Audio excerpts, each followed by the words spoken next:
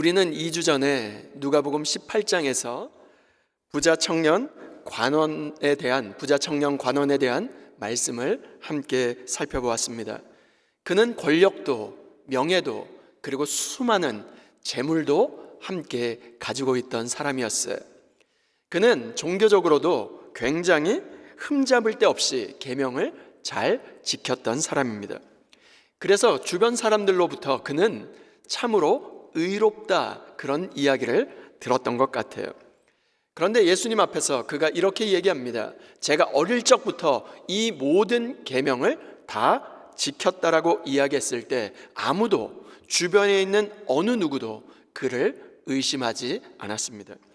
그런데 예수님은 이 청년의 이 부자 그 관원이 그 마음속 한 깊숙한 곳에 정말로 이 청년을 가로막고 있는 것이 무엇인지를 꿰뚫어 보셨습니다. 그것이 바로 큰 재물이었어요.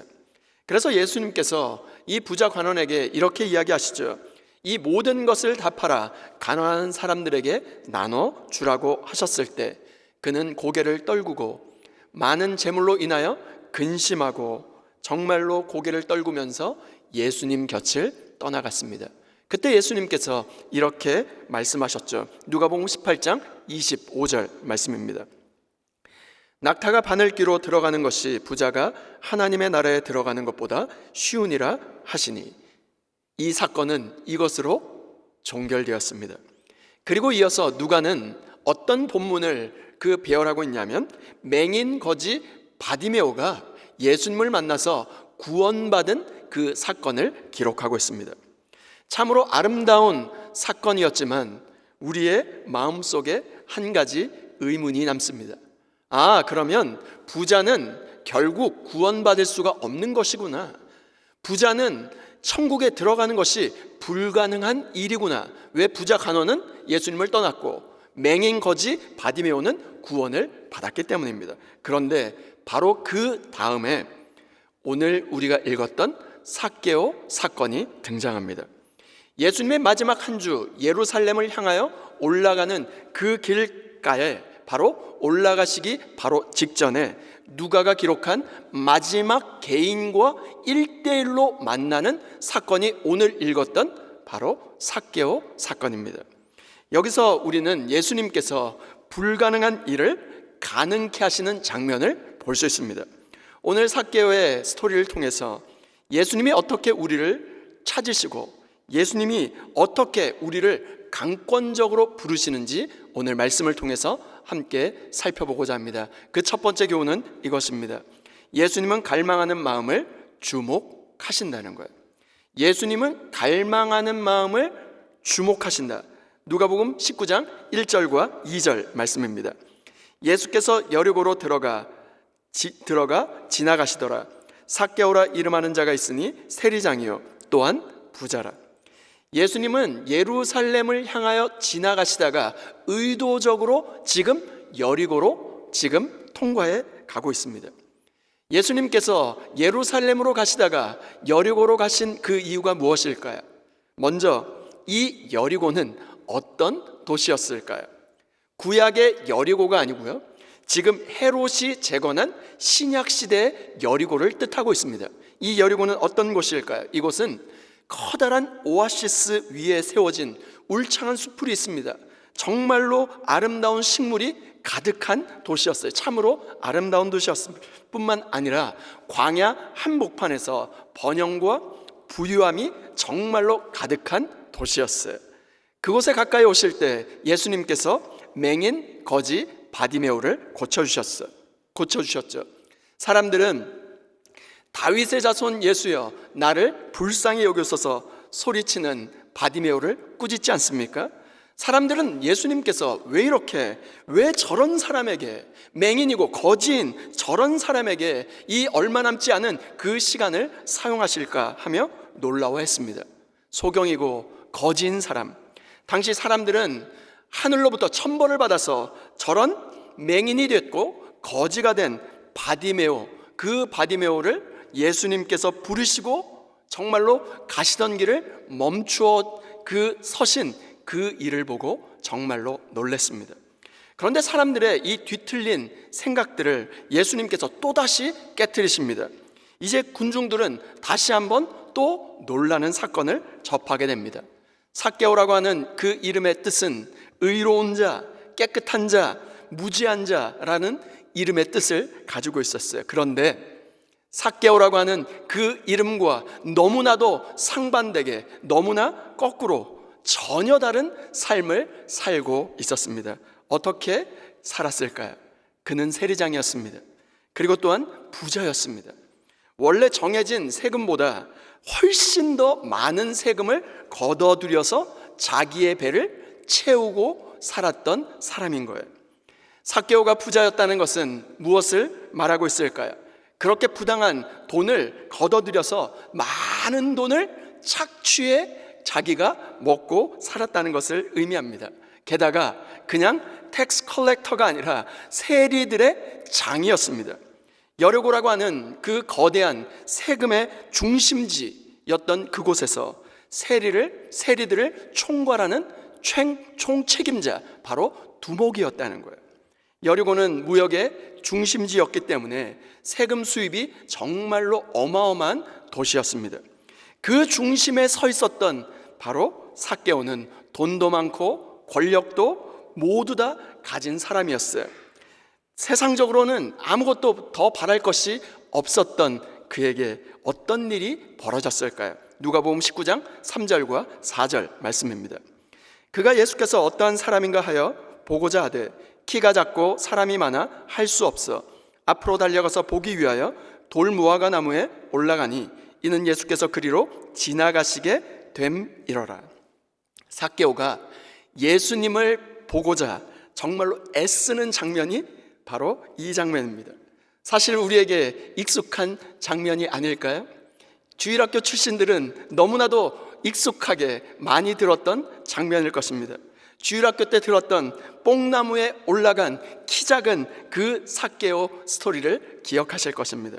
그런데 이 말씀을, 누가복음 19장 말씀을 묵상하는데 정말로 익숙하게 들었고 너무나도 잘 아는 이 스토리, 그런데 삭개오 그 스토리를 넘어서 삭개오의 인생은 어땠을까, 거기에 주목하게 되었습니다. 사실 삭개오 입장에서 보면 자신의 전 인생이 키 작은 삭개오, 바로 키 작았던 바로 그 삭개오 별명으로 기억된다는 것, 그것은 좀 억울한 일이 아니었을까요? 정작 삭개오가 왜 뽕나무 위에 기어서 올라갔는지, 그것에 대한 정작 깊은 그 질문을 던지지 않았기 때문입니다. 단순히 그가 키가 작아서 군중 너머로 예수님을 볼 수 없었다는 그 이유로 그냥 뽕나무에 기어 올라간 것일까요? 더군다나 군중들이 삭개오를 미워하고 증오하지 않았습니까? 그는 세리장이었고 그 세리였기 때문에 밀어내고 자리를 내주지 않았을 가능성이 큽니다. 사람들은 그를 미워했고 그를 싫어했기 때문이죠. 그런데 3절 말씀에 보니까 보고자 하되 이렇게 되어 있어요. 예수님을 보고자 하되. 그런데 이 원어는 미완료형으로 되어 있습니다. 무슨 말일까요? 그냥 한번 그냥 보고 싶어서 올라간 게 아니었다는 거예요. 끝까지 보기 위하여 정말로 끈질기게 만날 때까지, 볼 때까지 집요하게 끈질기게 그렇게 기어 올라갔다는 거예요. 계속해서 예수님을 보기를 원했다는 것입니다. 지금 그 삭개오는 단순한 호기심으로 뽕나무 위에 올라간 것이 아니었다는 거예요. 예수님을 볼 때까지 끈질기게 만날 때까지 집요하게 그렇게 올라간 이유가 무엇일까요? 삭개오 마음 안에 간절한 무언가의 헝거, 정말로 롱잉하고 있는 그 갈망이 있었다는 것입니다. 그것은 바로 예수님을 향한 갈망이었습니다. 그는 체면이고 채통이고 이 모든 것을 내려놓고 어린아이와 같이, 어린아이처럼 나무에 기어 올라가서라도 예수님을 기어코 보고 싶었던 것입니다. 삭개오는 지금 인생의 갈림길 위에 서 있었습니다. 아마 사람들에게 미움받는, 증오를 받는 외로움이 있었을지도 모르겠습니다. 돈이 가져다주는 그 행복, 정말로 그것이 잠깐은 기뻤는데 그것이 온전히 가져다 주지 못하는 행복감, 거기에서 찾아오는 허무함이 그의 마음을 사로잡았던 것입니다. 혹은 같은 세리였어요. 같은 세리였던 레위 곧 마태가 예수님의 은혜를 입어서 그 누가복음 5장에 바로 예수님의 제자가 되었다는 그 이야기를 접하고 들었을지도 모르겠습니다. 무엇이 됐든 분명한 것은 삭개오는 지금 예수님을 향한 갈망으로 뽕나무 위로 기어 올라가 기어코 예수님을 보려고 했다는 사실입니다. 그는 부도 명예도 모든 것을 다 가졌지만 그 마음 가운데 해결되지 않았던 그 허무함, 그 마음 한켠에 텅 빈 것 같은 바로 공허함이 있었습니다. 또한 자신의 죄의 무게, 죄의 수치, 정말로 그 부끄러움 속을 정말로 헤매며 그것을 정말로 밀어내며 살아보았지만 그것은 결코 해소되지 않았습니다. 마치 에덴 동산에서 무화과 나무 잎으로 자기 몸을 끊임없이 가리려 했던 아담과 하와처럼 말이죠. 삭개오는 뽕나무 위에 지금 숨어 있습니다. 예수님을 보고 싶어 했지만 정말로 동시에 예수님께 들킬까봐 두려워 떨었던 것이죠. 오늘 주일 예배를 나오고 있는 우리의 마음은 어떻습니까? 혹시 우리의 마음 가운데 채워지지 않는 공허함, 정말로 죄의 무게, 정말로 내 마음 한켠에 무언가 텅 빈 것 같은 그 마음, 정말로 인정받지 못하는 그 외로움이 있습니까? 그 마음이 주님을 향한 갈망이 될 때 주님은 반드시 그 마음을 주목하시고 그 사람을 바로 우리를 만나 주실 것입니다. 우리 스스로 풀려지지 않는 허무와 공허한 마음이 주님을 향한 갈망이 되어 오늘 이 아침에 주님을 온전히 만날 수 있는 저와 여러분 모두가 될 수 있기를 주님의 이름으로 축원드립니다. 두 번째, 예수님은 강권적으로 부르신다는 것입니다. 누가복음 19장 5절 말씀입니다. 예수께서 그곳에 이르사 쳐다보시고 이르시되 삭개오야 속히 내려오라 내가 오늘 내 집에 유하여야 하겠다 하시니, 뽕나무 위에 올라가서 예수님을 보려고 애쓰고 있는 바로 그때였습니다. 저 멀리에서 예수님이 군중들에 둘러싸여 가지고 지금 점점 가까이 오고 있었어요. 그런데 예수님께서 그 무리와 함께 점점 가까워 오고 있는 그곳이 뽕나무 위에 있는 바로 자기 가까이로 다가옴을 느끼는 것이 아닙니까? 지나가시던 예수님께서 정확하게 삭개오를 향하여 지금 다가오고 계셨습니다. 그러면서 눈과 눈이 마주치면서 이렇게 말씀하십니다. 삭개오야 속히 내려오라. 예수님은 삭개오가 숨어있는 바로 그 자리까지 뽕나무 위에서 많은 사람들의 그 시선을 피해서 예수님을 바라보고 있었는데 예수님의 눈과 눈이 마주치면서 삭개오야 속히 내려오라, 눈을 마주치면서 말씀하시는 게 아닙니까? 그런데 여러분, 예수님께서 지금 삭개오를 처음 보는데 어떻게 삭개오의 이름을 알고 계셨을까요? 자신의 이름을 너무나도 정확히 부르시면서 나무에서 천천히 조심히 내려오라는 것이 아니라 속히 내려오라고 말씀하시더니 이제는 더 놀라운 말씀을 하십니다. 내가 오늘 내 집에 유하여야 하겠다 말씀하십니다. 주목해야 될 점이 있습니다. 예수님의 이 말씀 속에서 이 말씀은 부탁도 아니었어요. 질문도 아니었어요. 제안도 아니었어요. 이것은 완전한 선언이었습니다.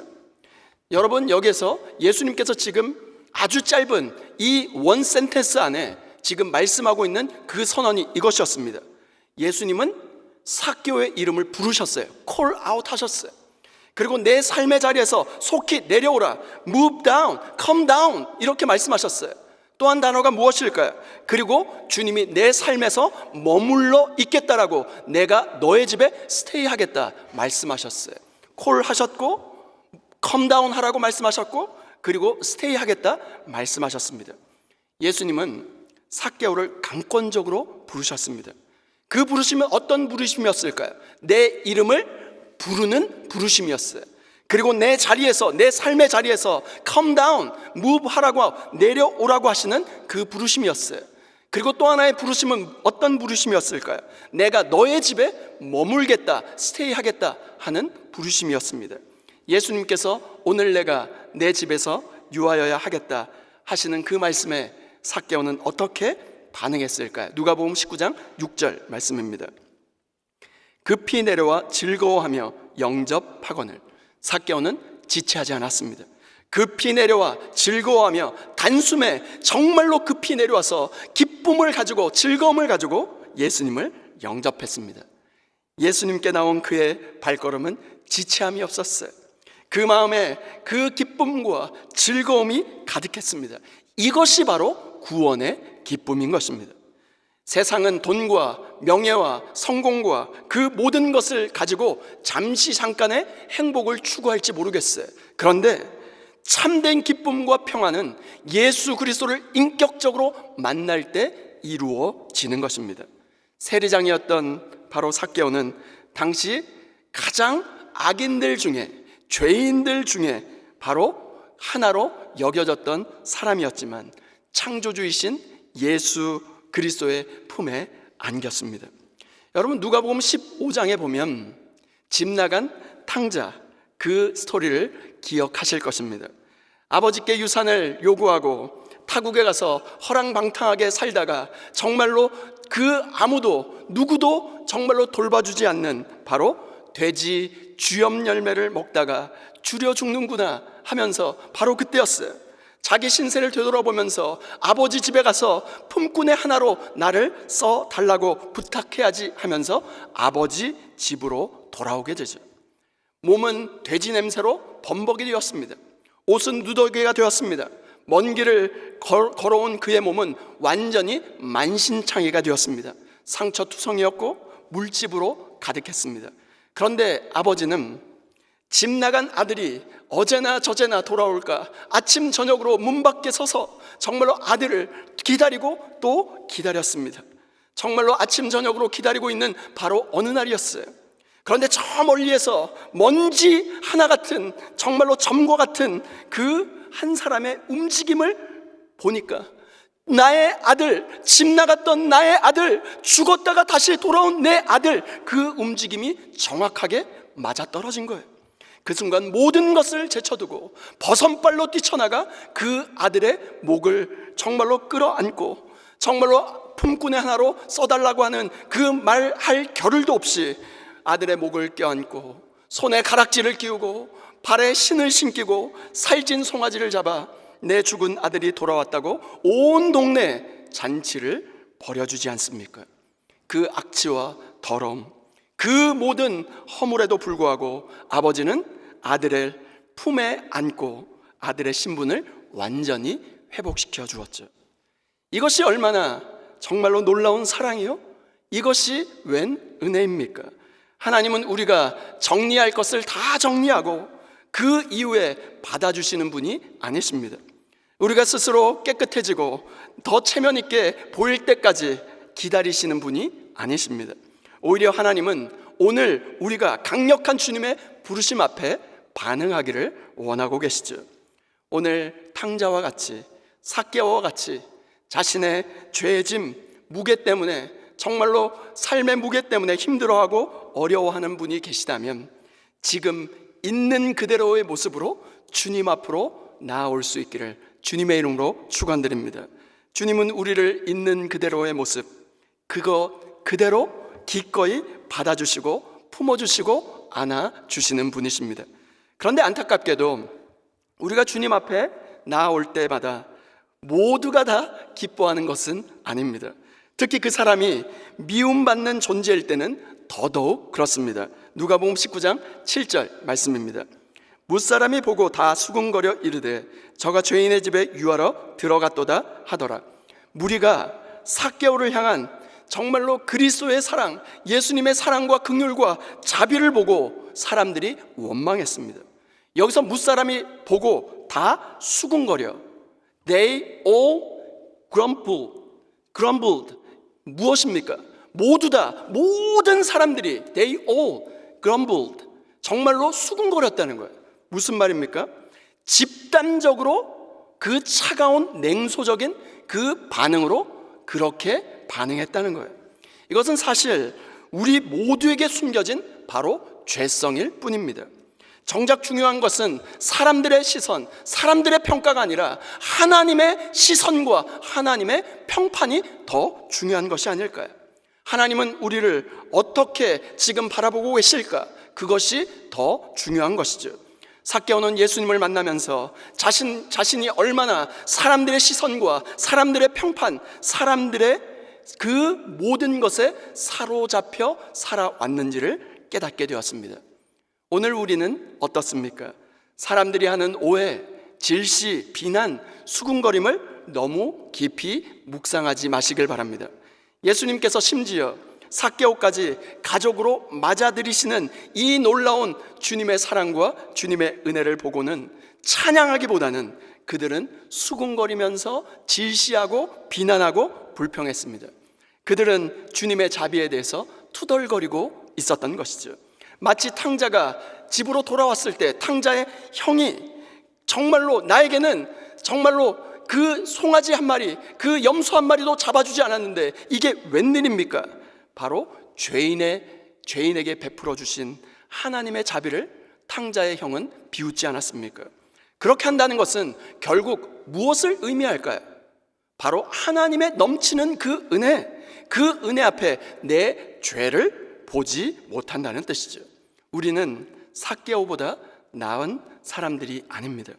하나님의 넘치는 은혜와 큰 사랑을 경험했던 사도 바울이 어떻게 고백했을까요? 디모데전서 1장 15절 말씀입니다. mit보다 모든 사람이 받을 만한 이 말이여 그리스도 예수께서 죄인을 구원하시려고 세상에 임하셨다 하였도다. 죄인 중에 내가 괴순이라. 사도 바울의 고백과 같이 오늘 우리 역시 우리 자신을 죄인 중에 괴수로 여겨야 하는 것입니다. 누가 얼마나 자격이 있고 누가 정말로 구원받을 만하다, 그렇다 아니다 판단할 것이 아닙니다. 그 모든 것을 내려놓고 잃어버린 영혼이 구원받을 때마다 우리는 기뻐하고 모든 것이 하나님의 은혜임을 고백해야 하는 것이죠. 왜냐하면 더 자격이 없어 보일수록 그 구원은 정말로 하나님의 놀라운 영광이요 더 큰 은혜가 되기 때문입니다. 오늘 이 아침 죄인 중에 괴수인 우리를 십자가의 보혈의 능력으로 강권적으로 부르시는 주님의 그 은혜 앞에 두렵고 떨림으로 서서 주님을 인격적으로 만날 수 있는 저와 여러분 모두가 될 수 있기를 주님의 이름으로 축원드립니다. 예수님의 넘치는 은혜와 그 사랑을 경험했던 삭개오는 어떻게 반응했을까요? 누가복음 19장 8절과 9절 말씀입니다. 삭개오가 서서 주께 여짜오되 주여 보시옵소서 내 소유의 절반을 가난한 자들에게 주겠사오며 만일 누구의 것을 속여 빼앗은 일이 있으면 내 갑절이나 갚겠나이다. 예수께서 이르시되 오늘 구원이 이 집에 이르렀으니 이 사람도 아브라함의 자손임이로다. 8절과 9절에 보니까 예수님이 삭개오의 집에 도착한 것으로 보입니다. 삭개오는 예수님을 위해서 식사 준비를 하였을 것입니다. 당시 유대 관습은 정말로 손님에게 식사와 하룻밤을 묵을 수 있는 자리를 제공하는 것이 관례였기 때문이죠. 그러나 구체적인 그 상황보다도 더 중요한 것이 예수님과의 그 다음에 일어난 대화입니다. 삭개오는 예수님에게 자기의 재산의 절반을 가난한 사람들에게 나누어 주겠다라고 예수님 앞에서 서원을 했습니다. 그는 매우 부유한 사람이었기 때문에 이것은 엄청난 결단이었을 것입니다. 누가복음 18장 앞장에서는 어땠을까요? 부자 관원이 예수님의 그 말씀에 심히 근심하고 예수님의 곁을 떠나지 않았습니까? 그런데 삭개오는 지금 전혀 다른 모습을 보여주고 있습니다. 그러나 그는 거기서 멈추어 서지 않았습니다. 자신이 속여 빼앗은 것이 있었다면 그것을 4배나 더 갚겠다라고 말하고 있습니다. 이것은 율법의 요구를 훨씬 뛰어넘는 일이었어요. 레위기 6장 5절 말씀입니다. 그 거짓한 맹세한 모든 물건을 돌려보내되 곧 그 본래 물건의 5분의 1을 더하여 돌려보낼 것이니 그가 그 죄가 드러나는 날에 그 임자에게 줄 것이요. 율법에 따르면 속여 빼앗은 것이 있다면 돌려주고 거기에 5분의 1을 더해서 보상하면 되었습니다. 그런데 삭개오는 그 배상함에 있어서도 기쁨으로 엄청나게 4배나 더해서 율법의 요구보다 더 그 이상을 풍성히 베풀었습니다. 고린도후서 9장 7절 말씀입니다. 각각 그 마음에 정한 대로 할 것이요 인색함으로나 억지로 하지 말지니 하나님은 즐겨내는 자를 사랑하시느니라. 하나님은 즐겨내는 자를 사랑하신다 말씀하십니다. 지금 삭개오의 그 모습을 묘사할 수 있는 그 단어는 즐거움과 기쁨이었어요. 예수님을 만나기 이전에 그의 기쁨은 무엇이었을까요? 그의 즐거움은 무엇이었을까요? 재물이 늘어날 때 기뻤을 것입니다. 정말로 사회적인 지위가 점점 올라갔을 때 정말로 그것을 기쁨으로 살았을 것입니다. 그런데 그가 어느 날 예수님을 만나고 나서 그의 모든 즐거움과 그 기쁨이 완전히 변화되었습니다. 예수님의 참된 기쁨 안으로 들어가게 된 것이죠. 예수님을 만난 그 결과는 확연하게 달라지셨습니다. 삭개오는 더 이상 재물을 움켜쥐고 더 높은 지위에 오르는 것에 기쁨과 즐거움을 두는 자가 아니라 예수 그리스도 한 분만으로 만족과 기쁨을 누리는 자가 된 것입니다. 이제 그는 예수 그리스도로 말미암아 죄와 그 모든 문제, 죄의 수치, 죄의 무게에서 허덕이면서 사는 자가 아니라 삭개오 그 이름에 걸맞게 의로운 자, 깨끗한 자, 정말로 무지한 자로 정결하고 거룩한 사람이 된 것입니다. 예수님께서 다시 그에게 말씀하셨습니다. 누가복음 19장 9절 말씀입니다. 예수께서 이르시되 오늘 구원이 이 집에 이르렀으니 이 사람도 아브라함의 자손이로다. 삭개오는 육신적으로 아브라함의 후손이 맞았어요. 그런데 그는 길을 잃고 헤매이고 다녔습니다. 혈통적으로는 아브라함의 자손일지 모르겠지만 하나님과는 전혀 거리가 먼 상태로 떨어져 살았습니다. 그러나 이제 그는 참된 아브라함의 자손, 즉 하나님의 자녀가 되었습니다. 하나님은 불가능한 그 일을 행하셨습니다. 어떻게요? 부자를 구원해 내신 것이죠. 누가복음 18장 25절에 어떻게 말씀하셨습니까? 부자가 하나님 나라에 들어가는 것이 낙타가 바늘기로 들어가는 것보다 쉽다 말씀하지 않으셨습니까? 사람들이 놀라서 그렇다면 누가 구원을 받을 수 있습니까? 물었을 때 예수님께서 이렇게 말씀하셨죠. 무릇 사람의 할 수 없는 그 일을 하나님은 하실 수 있느니라. 삭개오는 악명 높은 죄인이었습니다. 동족의 돈을 빼앗는 것으로 잘 알려진 사람이었어요. 그 시대에 가장 미움과 증오의 대상이었던 한 사람, 단순한 세리도 아니라 바로 세리장이었습니다. 그러나 하나님은 그 비유 속에 낙타가 바늘기로 들어가는 것, 그것과 같은 그 일을 실제로 행하신 것입니다. 주 안에 사랑하는 여러분, 삭개오는 예수님과의 만난 이후에 완전히 삶이 변화가 되었습니다. 그는 완전히 새로운 사람이 되었습니다. 그리고 오늘 본문 마지막 절에서 예수님은 마치 성육신의 그 목적을 그 요약하듯이 이렇게 말씀하십니다. 우리 다 같이 10절 말씀 읽어볼까요? 시작. 인자가 온 것은 잃어버린 자를 찾아 구원하려 함이니라. 아멘. 예수님은 자신의 사명을 지금 선포하고 계십니다. 예수님은 잃어버린 자를 찾아 구원하러 오신 바로 선한 목자가 되시는 것이죠. 예수님은 고난 앞에서, 위협 앞에서, 큰 두려움 앞에서도 도망치지 않는 선한 목자가 되십니다. 오히려 양들을 위하여 자신의 몸을, 자신의 그 모든 목숨을 내어 주시기까지 사랑하시는 것이죠. 자신의 십자가 보혈의 공로를 바로 우리에게 흘려주시지 않았습니까? 오늘 이 말씀 앞에 어떻게 반응하시겠습니까? 예수님의 부르심 앞에 머뭇거리지 마시고 삭개오처럼 속히 내려와 주님을 기쁘게 영접할 수 있는 저와 여러분 모두가 될 수 있기를 주님의 이름으로 축원드립니다. 다 함께 따라해 보실까요? 구원은 주님을 향한 간절한 갈망에서 시작된다. 구원의 완성은 예수님의 강권적인 부르심과 은혜로 이루어진다. 여러분, 구원은 주님을 향한 간절한 갈망에서 시작되고 완성은 예수님의 강권적인 부르심과 은혜로 완성되는 것입니다. 오늘 예배하면서 마음속 깊은 곳에 텅 빈 마음속 한켠에 불편함과 갈급함을 느끼고 계십니까? 지금의 삶에 만족하지 못하고 더 깊은 삶의 의미를 갈망하고 계십니까? 그렇다면 예수님께서 오늘 우리를 부르고 계시는 것입니다. 오늘 그 부르심에 응답할 수 있기를 바랍니다. 예수님은 오늘도 삭개오를 찾아 헤매듯이 바로 오늘 우리를 찾고 계십니다. 오늘 우리를 만나시고자 지금 여리고를 지나서 바로 우리의 삶의 자리까지 찾아와 주십니다. 오늘 우리와 우리의 가정의 자리까지 이르사 쳐다보시고 우리의 이름을 불러주십니다. 그리고 삭개오야 속히 내려오라. 오늘 내가 내 집에 유하여야 하겠다 말씀하십니다. 그 말씀에 어떻게 반응하시겠습니까? 속히 내려오라. 오늘 내가 너의 집에 유하여야 하겠다 말씀하실 때 이 부르심 앞에 머뭇거리지 마시고 삭개오처럼 급히 내려와 주님을 기쁨으로 영접하여 오늘 구원이 우리와 우리의 집에 임하는 놀라운 축복을 덧입을 수 있기를 주님의 이름으로 축원드립니다. 말씀을 묵상하는데 이 찬송의 가사가 제 마음 가운데 계속 울림이 있더라고요. 나 주를 멀리 떠났다 이제 옵니다.